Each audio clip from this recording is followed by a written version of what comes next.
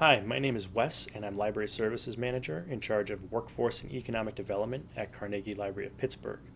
Today I've made a video showing how to update a resume.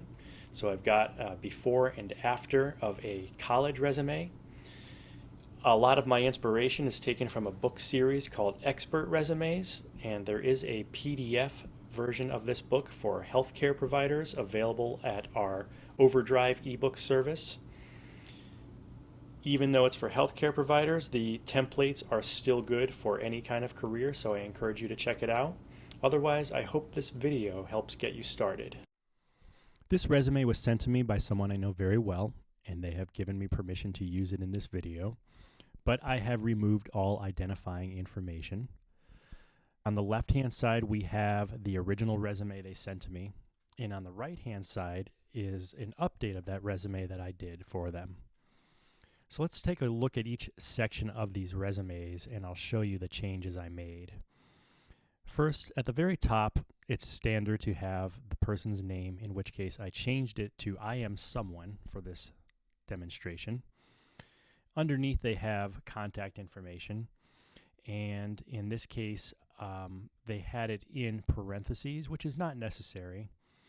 In the update, I removed the parentheses, but I did leave it on a single line, but spaced out more. The spacing allows some balance across the page and makes it much easier to read. They begin their resume with their education.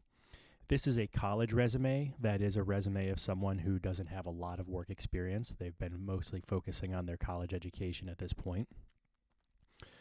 But you can still create what is called a summary section to highlight what that experience is all about. So in the summary, we have what is essentially the 30-second elevator pitch in written form. This describes what they've been studying and what they're hoping to do with an internship. It might describe personal traits. People will often ask me, what's the difference between this summary and a cover letter? The cover letter, I say, is a statement of enthusiasm for the job you're applying to. It focuses less on who you are and more on the company and why you want to be there. Whereas the summary in the resume is really your chance to focus on what you're all about as a professional.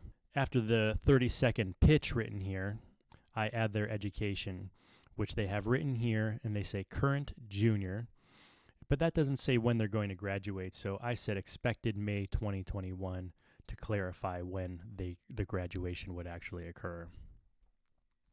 In the original resume, the person uses relevant coursework, and they also have a section called activities. And I liked these because they have some pretty substantial experience there, but they didn't make sense separated. So what I did was combined the relevant coursework and activities under the summary section. And I clarified things like MS Office applications, where before they had PC Office application, which to me meant different things.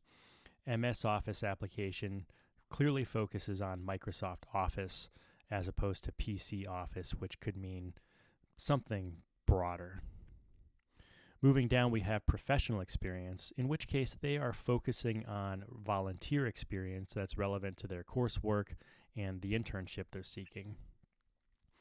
But it's difficult to read exactly what they've been doing with this volunteer experience. They lack spaces between sections. The places they worked are not aligned, and neither are the dates when they were working. And the tasks they did at each volunteer experience are laid out on separate lines, but with no bullets to distinguish them. I took this section and I spread it out by creating very clear distinctions between each experience. I used short sentences describing their tasks rather than bullet pointing them to make it look a bit cleaner. I aligned all of the dates, and the dates of the experience should be chronological, beginning with your most recent and then moving back in time to the older experience. And so they had it somewhat reversed or mixed in their original one. They also have a section for work experience, and their work experience is pretty great for being a college student. They have 4 to 6 years experience of supervisory and instruction experience. And It was very unclear, though, where this experience happened. So were they an instructor at the American Safety and Health Institute or at YMCA? So I got some clarification for this, and I broke these job experiences out in the work experience section and provided more information, because for a college student to have several years of instruction and supervisory experience, it's something to brag about for someone just coming out of school. I hope to show some other types of resumes in future videos, but if you need help sooner with your resume, contact Carnegie Library of Pittsburgh at the email address info, @carnegielibrary.org, and someone will reach out to help you with your resume.